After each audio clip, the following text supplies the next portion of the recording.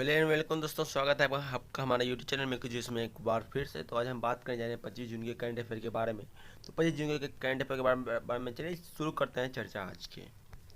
ठीक है, तो आज का पहला न्यूज है, Indian oil corporation IOC has launched a special type of solar stove which is the name of this solar stove. मतलब कि इंडियन IOC ने एक लॉन्च किया है, एक सोलर स्टोव लॉन्च किया है। उसका नाम क्या रखा गया है वो यहाँ पे पूछा जा रहा है। तो क्या नाम रखा गया है? सूर्या नूतन। क्या? सूर्या नूतन। और ये सोलर स्टोव है ना, बिना कोई ईंधन की चलेगी। जैसे जैसे बिना कोई, क्या बोलते हैं, बिना कोई उड़ के चलेगी, बिना कोयला वगैरह की चलेगी। ये जो है बिना, इसमें कोई गैस वगैरह का लीक का खर्च नहीं होगा। इसमें कोई गैस वगैरह का खर्च नहीं होगा। इसमें जो है ना, इसमें क्या है, एक बार मनी स्पेंड कर दिया जाए तो उसमें दोबारा मेंटेनेंस का भी खर्च नहीं है। ठीक है, इस तरह का सोलर स्टोव बनाया जा रहा है, लॉन्च किया गया है। ठीक है, जो कि एक तरह से रिचार्जेबल रहेगा। ठीक, और ये जो है ना, और ये कहीं ना कहीं कार्बन इमिशन को देखते हुए भी निकाला गया है। क्या है? कहीं कहीं ना कहीं कार्बन इमिशन को देखते हुए निकाला गया है। ठीक है, तो यहाँ यहाँ पर आपको समझ में आया।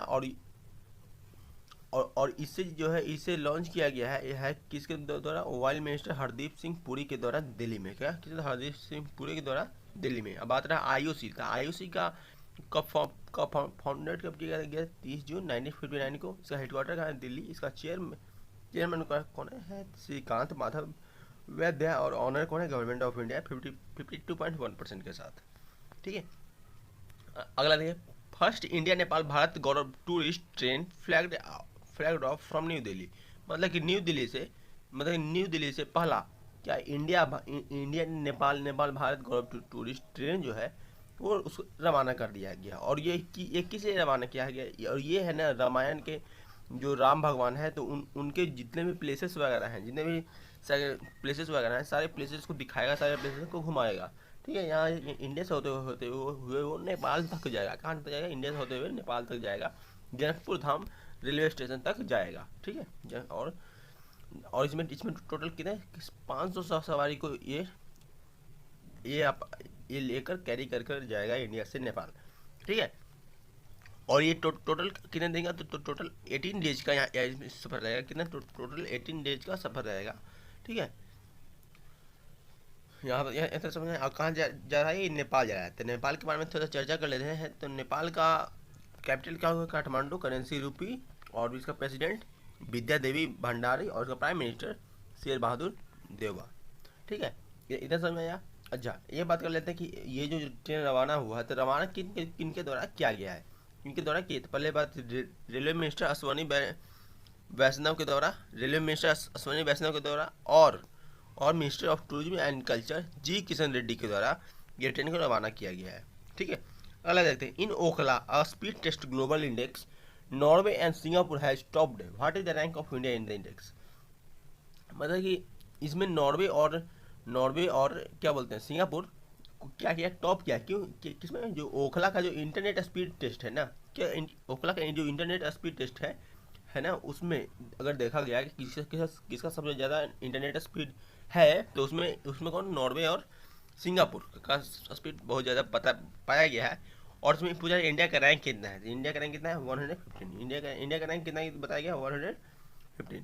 ठीक है, और इंडिया में 14.28 Mbps medium mobile downloading speed यहाँ पे बताया गया है। ठीक है, और वहीं नॉर्वे और सिंगापुर में इसका स्पीड कितना दिया गया है? मीडियम डाउनलोड स्पीड 129.48, कितना? 129.40 Mbps। और ब्रॉडबैंड स्पीड कितना बताया गया है? 209.21 Mbps। अच्छा, इंडिया का रैंक कहीं कहीं के देख लेते हैं। ठीक है, कुछ रिसेंट जो भी निकले हैं इंडिसेस वगैरह, उसमें देख लेते हैं। ठीक है, तो वर्ल्ड प्रेस फ्रीडम इंडेक्स में इंडिया का रैंक कितना है? 150, नॉर्वे टॉप पे है। वर्ल्ड हैप्पीनेस इंडेक्स में 136, फिनलैंड टॉप पे है। Knight Frank global house price index में, यानी कि घर वगैरह में कितने पे है, कहाँ पे घर कितना सस्ता है, उसके अनुसार। ठीक है, 51 नंबर पे है, और टर्की टॉप पे है। ठीक है, WEF travel and tourism development में 54 रैंक पे है। ठीक है, चैनलाइसिस 2021 crypto currency gain by country. India का रैंक कितना है? 21 है। 21 क्या इन एस्टिमेटेड क्रिप्टो गेन्स इन 2021। इसमें यूएस क्या है? टॉप पे है। क्रिप्टो करेंसी वगैरह में यूएस क्या है? टॉप पे है। और इंडिया का रैंक 21। ठीक है, चलिए आगे बढ़ते हैं। India recognise as a country of the year by the Europe biggest startup conference VivaTech 2022। मतलब इंडिया को रिकॉग्नाइज किया गया है कि क्या कंट्री ऑफ द ईयर, क्या कंट्री ऑफ द ईयर के तौर पे किसमें? बहुत स्टार्टअप कॉन्फ्रेंस विवाटेक 2020 के तौर पे इंडिया को क्या कंट्री ऑफ द ईयर घोषित कर दिया गया है। ठीक है, जो इसमें है ना कि आईटी सेक्टर को देखते हुए कि इंडिया में स्टार्टअप वगैरह कुछ ज़्यादा ही हो रहे हैं, इसको देखते हुए इंडिया को कंट्री ऑफ द ईयर घोषित किया गया है। ठीक है, और इंडिया टोटल कितना 65 स्टार्टअप्स को लेकर इसमें पार्टिसिपेट किया। टोटल 65 स्टार्टअप को लेकर इसमें पार्टिसिपेट किया था। ठीक है, और ये जो एग्जीबिशन वगैरह हो रहा था विवाटेक का 2020 वाला, वो जो कि कहाँ पे? पेरिस और फ्रांस में हो रहा था। ठीक है, बात करते हैं इसका कैपिटल कहाँ है? जो भी जो कंट्री पेरिस कैपिटल पेरिस। ठीक है, फ्रांस का। और करेंसी यूरो। प्रेसिडेंट क्या है? Emmanuel Macron. और उसका प्राइम मिनिस्टर इलिजाबेथ बॉर्ने। ठीक है, prime minister Elisabeth Borne. Delhi airport become India first run entirely on hydro and solar energy. Delhi का एयरपोर्ट क्या बन चुका है? क्या बनेगा? अभी क्या बन चुका है? पूरी तरह हाइड्रो और सोलर एनर्जी पर रन करने वाला पहला एयरपोर्ट मतलब कि सिर्फ और सिर्फ हाइड्रो और सोलर एनर्जी। वहाँ पर कोई इलेक्ट्रिसिटी का यूज नहीं होगा, कोई भी कोल से बना हुआ इलेक्ट्रिसिटी का यूज नहीं होगा। जो भी वहाँ पर सारे काम किससे होंगे? तो सिर्फ हाइड्रो और सोलर के यूज से, हाइड्रो और सोलर एनर्जी के यूज से। ठीक है, यहाँ पर इसमें क्या मेन मुद्दा देखेगा कि नेट जीरो कार्बन इमिशन को करना है क्या तक? कब तक? 2030 तक net zero carbon emission airport से जो भी हो रहा है कार्बन इमिशन, उसको कहीं ना कहीं कम किया जाए, इसलिए। ठीक है, उसको देखते हुए यहाँ पर ये चीज़ एक कदम उठाया गया है। ठीक है, कहीं ना कहीं हमारा इंडिया भी ये सब में बहुत ज़्यादा आगे बढ़ रहा है, बहुत ज़्यादा साथ दे रहा है कार्बन इमिशन को कम करने में। ठीक है, और ऐसा बताया जा रहा है कि कुछ एग्रीमेंट वगैरह भी साइन हुआ है। ठीक है, एग्रीमेंट वगैरह भी पावर परचेज एग्रीमेंट के साथ साइन किया गया है हिमाचल प्रदेश के साथ, जिसमें बोला गया है कि हम लोग हाइड्रो पावर का प्रोड्यूसिंग कंपनी ऐसा इस्टेब्लिश करेंगे जो कि हाइड्रो इलेक्ट्रिसिटी प्रोवाइड करेगा 2036 तक किसको? एयरपोर्ट को। अगला देते हैं union minister of commerce and industry Piyush Goyal inaugurated the mango festival in which country. मतलब कि यूनियन मिनिस्टर जो है कॉमर्स एंड इंडस्ट्री के पीयूष गोयल, ठीक है, वो किसका उद्घाटन करने वाले मैंगो फेस्टिवल जो कि किस कंट्री में होने वाला है? मैंगो फेस्टिवल जो किस कंट्री में होने वाला है, जिसका उद्घाटन कौन करेंगे? पीयूष गोयल करेंगे। तो कौन सा कंट्री है? तो बेल्जियम। कौन सा कंट्री है? बेल्जियम। तो बेल्जियम में जो मैंगो फेस्टिवल होने वाला है उसका उद्घाटन कौन करने वाला है? हमारे देश के पीयूष गोयल यूनियन मिनिस्टर जो है। ठीक है, अब बात रहा है बेल्जियम। तो बेल्जियम का कैपिटल क्या है? Brussels. Currency euro. President Charles Michel और prime minister Alexander De Croo. ठीक है, और इसका मेन ऑब्जेक्टिव क्या रहने वाला है? तो to create awareness among the European and create a market for Indian mangoes in Europe. मतलब कि इंडिया का एक मार्केट, इंडियन मैंगोज का मार्केट यूरोप में इस्टेब्लिश करना इसका मेन मुद्दा यहाँ पे है। ठीक है, और यहाँ पे यूरोपियन को एक अवेयरनेस भी प्रोवाइड करना है, मेन मुद्दा है। ठीक है, और इसमें ये भी लिखा हुआ है कि India is a big supplier of mango to the rest of the globe. India की पूरे वर्ल्ड में मैंगो का सप्लायर कौन है? बहुत बड़ा सप्लायर इंडिया ही है। ठीक, आगे बढ़ते हैं। Who take charge as the director of National Institute of Public Finance and Policy. मतलब कि नेशनल डायरेक्टर के तौर पे National Institute of Public Finance Policy का चार्ज को किसने लिया है? तो किसने लिया है? आर कविता राव। क्या किसने लिया है? आर कविता राव। और ये एक तरह का क्या है? इकोनॉमिस्ट है। क्या है ये? एक तरह का इकोनॉमिस्ट है। ठीक है, और इनको जो डायरेक्टर का चार्ज दिया गया है कितने साल के लिए? 5 साल के लिए दिया गया है NIPF। ठीक है, और इन्होंने पिनाकी चक्रवर्ती को रिप्लेस करके अपना जगह बनाया है। और जिसके बारे में हम चर्चा कर रहे हैं NIPF का, ठीक है, उसको फाउंडेड कब किया गया था? 1946 1976 4 मई को, और इसका हेडक्वार्टर कहाँ है? दिल्ली। और NIPFP क्या है? एक तरह का रिसर्च सेंटर है, ठीक है, पब्लिक इकोनॉमिक्स एंड पॉलिसीज का, ठीक। Senior IPS Dinkar Gupta is appointed as director general of NIA, मतलब कि सीनियर IPS जो है दिनकर गुप्ता, जिनका नाम है, उन्हें क्या अपॉइंट किया गया है? डायरेक्टर जनरल NIA का डायरेक्टर जनरल अपॉइंट किया गया है। अच्छा, NIA क्या है? तो NIA का मतलब क्या होगा? नेशनल इन्वेस्टिगेशन एजेंसी, मतलब नेशनल इन्वेस्टिगेशन एजेंसी का डायरेक्टर जनरल किन्हें अपॉइंट किया गया है? तो दिनकर गुप्ता को, ठीक है। और यहाँ पर अगर NIA का हेडक्वार्टर कहाँ है? तो दिल्ली है। फाउंडर कौन है? तो राधा विनोद राजू। और इसका फाउंडेड कब किया गया था? तो 31 दिसंबर 2008 को, 31 दिसंबर 2008 को फाउंडेड किया गया था। अगला देखते हैं, क्रिकेट प्लेयर रुमाली धर has announced her retirement from all of the game she plays cricket for which country, मतलब एक क्रिकेटर है, गर्ल्स क्रिकेटर, जिसका नाम क्या है? रुमाली धर। क्या नाम है? रुमाली धर, ठीक है। और उन्होंने अपना रिटायरमेंट क्या किया है? अपना रिटायरमेंट अनाउंस किया है कि सारे गेम से, क्रिकेट के सारे गेम से अपना रिटायरमेंट अनाउंस किया है। तो वो किस कंट्री से क्रिकेट खेलती थी? वो किस कंट्री से क्रिकेट खेलती थी? तो वो कौन सी कंट्री से क्रिकेट खेलती थी? तो वो है हमारा प्यारा भारत, इंडिया, कि हम वो हमारे प्यारे इंडिया की तरफ से वो क्रिकेट खेलती थी, जिनका नाम क्या था? रुमेली धर, रुमेली धर, जिन्हें जिन्होंने अपना रिटायरमेंट अनाउंस कर दिया है, ठीक है। और वो कहाँ की रहने वाली थी? तो वो वेस्ट बंगाल की रहने वाली थी, ठीक है। और ये 2005 में वर्ल्ड कप के फाइनल में भी हिस्सा ली थी, ठीक है। और इंडिया हार गया था ऑस्ट्रेलिया से मैच 98 रन से जिस बार, ठीक है। अगला देखिए, a floating city name Oceanix city is going to be set up in which city, which country, मतलब कि एक तरह का फ्लोटिंग सिटी, ठीक है, ओशियनिक सिटी जिसका नाम क्या रखा गया है? ओशियनिक सिटी, ठीक है। वो किस कंट्री में सेटअप होने वाला है? किस कंट्री में आने वाला है? मतलब कि एक ऐसा शहर जो कि सिर्फ पानी में तैरता हुआ शहर है, जो कि ओशियन पे बना हुआ शहर है, ठीक है। तो किस सिटी में आएगा? तो साउथ कोरिया में बनाया जाएगा। कहाँ बनाया जाएगा? साउथ कोरिया में वो बनाया जाएगा, ठीक है। और इसका नाम ही इसलिए रखा गया है ओशियनिक, क्योंकि ये ओशियन में ही तैरने वाला पहला ऐसा शहर रहेगा, ठीक है। और ये कहाँ पे होगा? कि set up off the coast of South Korea, ठीक है। और ये सेकेंड लार्जेस्ट सिटी, और ये सेकेंड लार्जेस्ट सिटी होगा, ठीक है। और इसका कंस्ट्रक्शन अगले साल से शुरू कर दिया जाएगा। अगले देखिए, South Korea launch home grown Nuri rocket into orbit, मतलब कि अपने ऑर्बिट में कौन? साउथ कोरिया ने क्या नूरी रॉकेट को लॉन्च कर दिया है, नूरी रॉकेट को लॉन्च किया है, ठीक है। और ये नूरी रॉकेट जो है कम से कम 154 फीट का है। कितना फीट का है? 154 फीट का है, और 200 टन का है।